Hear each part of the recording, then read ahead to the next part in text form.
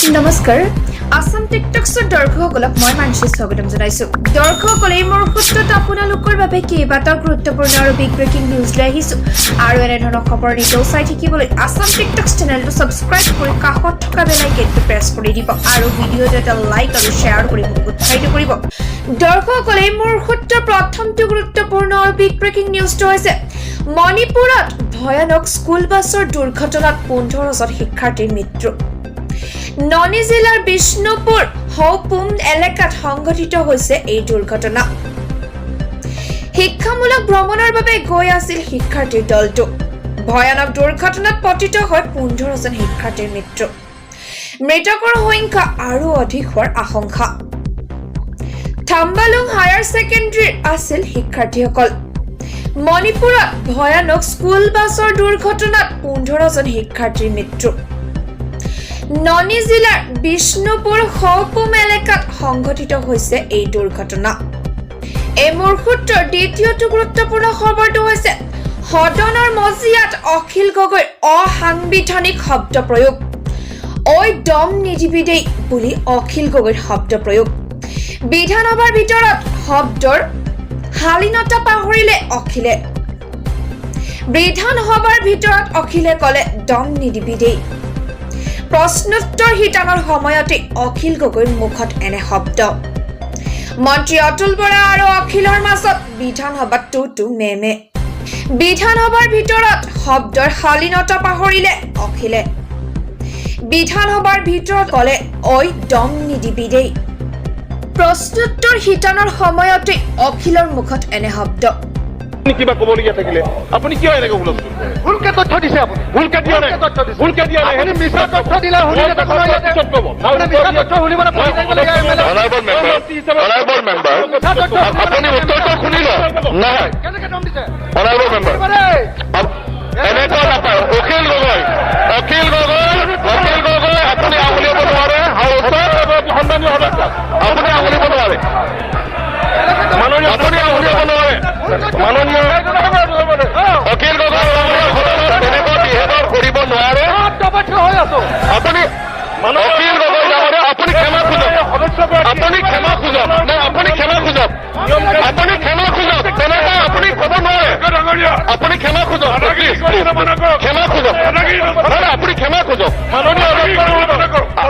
ক্ষমা খোজক আপুনি ক্ষমা খোজক যিটো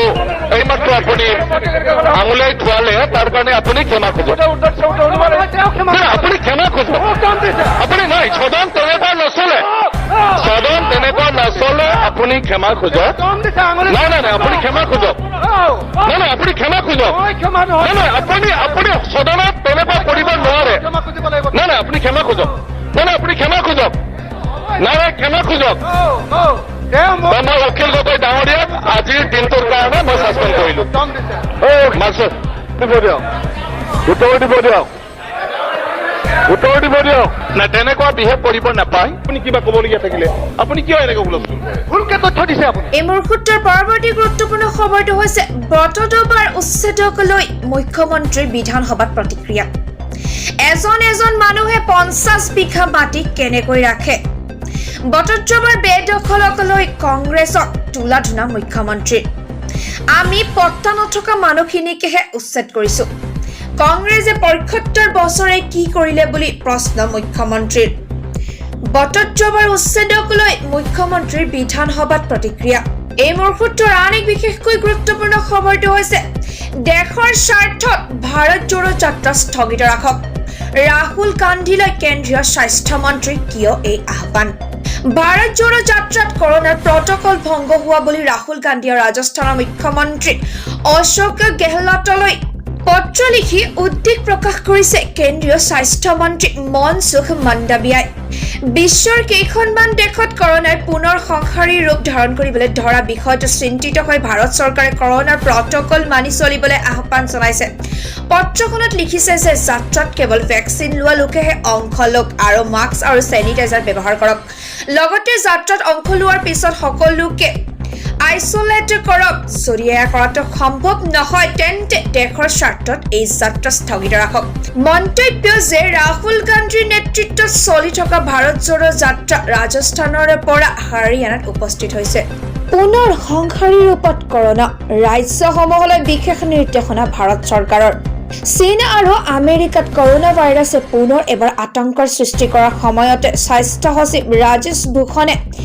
NCDCR আৰু ICMRলৈ প্ৰেৰণ কৰিছে পত্ৰৰ জৰিয়তে প্ৰতিখন ৰাজ্যকে জিনম সিকুৱেন্সিৰ ওপৰত অধিক গুৰুত্ব আৰোপ কৰিবলৈ কোৱা হৈছে বৰ্তমান সময়ত ভাৰতত কোভিডৰ প্ৰভাৱ নাই যদিও বিশ্বৰ কেইবাখনো দেশত ইয়াৰ বৰ্ধিত সংক্ৰমণৰ প্ৰতি লক্ষ্য ৰাখি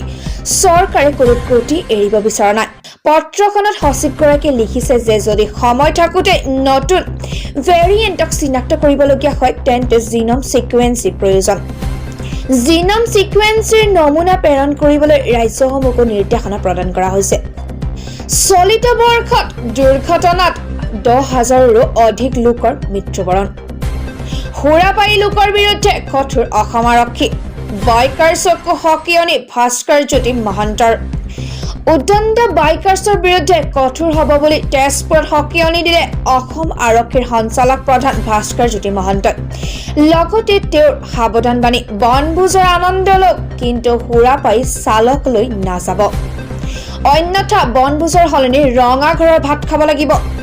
তাৰ বাবে জগৰীয়া হ'ব বনভোজ আয়োজক সমিতি ৰাজ্যত বৃদ্ধি পোৱা দুৰ্ঘটনা আৰু উদণ্ড বাইকাৰ্ছৰ তাণ্ডৱ নিয়ন্ত্ৰণৰ ক্ষেত্ৰত কঠোৰ হ'ব বুলি ঘোষণা কৰে ডিজিপি ভাস্কৰ জ্যোতি মহন্তই উল্লেখযোগ্য যে ৰাজ্যৰ অধিক দুৰ্ঘটনা সংঘটিত 8খন জিলাৰ ভিতৰত অন্যতম হৈছে শোণিতপুৰ জিলা মুখ্যমন্ত্ৰীৰ নিৰ্দেশৰ পিছতে মঙলবাৰে তেজপুৰত উপস্থিত হৈ শোণিতপুৰ আৰক্ষী অধীক্ষকৰ কাৰ্যালয়ত এক সংবাদমেল অনুষ্ঠিত কৰে সংবাদমেলত আৰক্ষী সঞ্চালকগৰাকীয়ে কয় যে চলিত বৰ্ষত এতিয়ালৈকে 6,308টা দুৰ্ঘটনা সংঘটিত হৈছে আৰু ইয়াৰে 10,000ৰো অধিক লোকে মৃত্যুবৰণ কৰিছে অসমৰ ভূমি ৰক্ষা কৰিবলৈ গৈ বহিষ্কাৰ হলো এই বুলি মন্তব্য কৰিছে বিধায়ক অখিল গগৈয়ে অসমৰ মাটি ৰক্ষা কৰিবলৈ গৈ পুনৰ সদনৰ পৰা বহিষ্কাৰ হ'বলগীয়া হলো মন্ত্ৰী পীযুষ হাজৰিকা বিধায়ক ৰূপজ্যোতি কুৰ্মী আৰু দিগন্ত কলিতা আজি বিজেপিৰ মন্ত্ৰী বিধায়কসকলে সদনত দাদাগিৰি কৰে যদিও ব্যৱস্থা গ্ৰহণ কৰা নহয় অসম বিধানসভাৰ শীতকালীন অধিৱেশনৰ আজি দ্বিতীয় দিন সদনৰ পৰা বহিষ্কৃত হ'ল বিধায়ক অখিল গগৈ উল্লেখযোগ্য যে আজি বিধায়ক অখিল গগৈয়ে মেঘালয়ৰ সৈতে বিবৰ্তমান অঞ্চলকলৈ মন্তব্য দাঙি ধৰাৰ সময়তে সদনৰ হুলস্থলীয়া পৰিৱেশৰ সৃষ্টি হয় সদনৰ মজিয়াত অখিল গগৈ আৰু মন্ত্ৰী অতুল বৰাৰ মাজত সৃষ্টি হয় বাদানুবাদৰ ইয়াৰ মাজতে অখিল গগৈয়ে অতুল বৰাক ঐ দম নিদিবি বুলি কয় হিন্দু মুছলমান সকলোৱে এৰিব লাগিব সত্ৰৰ ভূমি এই বুলি মন্তব্য কৰিছে মুখ্যমন্ত্ৰীয়ে বেদখল উচ্ছেদ এক অবিৰত প্ৰক্ৰিয়া আৰু ই বন্ধ নহয় বটদ্ৰৱাৰ লগতে ৰাজ্যজুৰি বনাঞ্চল আৰু চৰকাৰী ভূমি বেদখল মুক্ত কৰিব বিজেপি চৰকাৰে বিধানসভাত এই মন্তব্য মুখ্যমন্ত্ৰী ডক্টৰ হিমন্ত বিশ্ব শৰ্মাৰ বুধবাৰে মুখ্যমন্ত্ৰী হিমন্ত বিশ্ব শৰ্মাই অসম বিধানসভাৰ সদনত দৃঢ়তাৰে কয় যে বিজেপিয়ে ৰাজ্যখন চলাই থকালৈকে অসমৰ চৰকাৰী আৰু বনাঞ্চলৰ ভূমি বেদখল মুক্ত কৰাৰ বাবে উচ্ছেদ অভিযান অব্যাহত থাকিব অসম বিধানসভাৰ শীতকালীন অধিৱেশনৰ দ্বিতীয় দিনা শূন্যকালীন ঘণ্টাত কংগ্ৰেছৰ বিধায়ক কমলাক্ষ দেৱ পুৰখাস্থই বিষয়টো আলোচনা কৰাৰ সময়ত মুখ্যমন্ত্ৰী শৰ্মাই কয় যে বিজেপি চৰকাৰে উচ্ছেদৰ অনুশীলন অব্যাহত ৰাখিব আৰু ইয়াৰ বিষয়ে কোৱাৰ কোনো অৰ্থ নাই পৈশাচিক 10 বছৰীয়া শিশুৰ যৌনাংগত দোকানীয়ে ঘঁহি দিলে জলকীয়া সোমবাৰে সন্ধিয়া আৰক্ষী থানাত দাখিল কৰা এজাহাৰত শিশুটিৰ মাতৃয়ে কয় যে 30 বছৰীয়া দোকানীজনে তেওঁৰ পুত্ৰক বলপূৰ্বকভাৱে লৈ যায় তাৰ পাছত ঘৰৰ চাদলৈ লৈ গৈ পেণ্ট খুলি জলকীয়াৰ গুৰিখিনি যৌনাংগৰ লগতে গোটেই গাত ঘঁহি দিয়ে সোমবাৰে হায়দৰাবাদত এক পিকাচুৰূপী দোকানীয়ে সংঘটিত কৰে এক জঘন্য কাণ্ড এটি কণমানি শিশুক উলংঘ কৰি যৌনাংগত ঘঁহি দিয়ে জলকীয়াৰ গুৰি ভুক্তভোগী শিশুটিৰ বয়স 10 বছৰ বুলি জানিব পৰা গৈছে শিশুটিয়ে পিয়াসত উক্ত দোকানীজনৰ দোকানৰ পৰা চুৰি কৰিছিল এটা সৰু শীতল পানীৰ বটল এয়াই আছিল শিশুটোৰ অপৰাধ যাৰ বাবে দোকানীয়ে শিশুটি ঘৰৰ পৰা তুলি লৈ আনে আৰু নিজৰ ঘৰৰ চাদৰ ওপৰলৈ লৈ যায় শিশুটিক তাতে দোকানীজনে শিশুটিৰ পেণ্ট খুলি যৌনাংগত সানি দিয়ে জলকীয়া গুৰি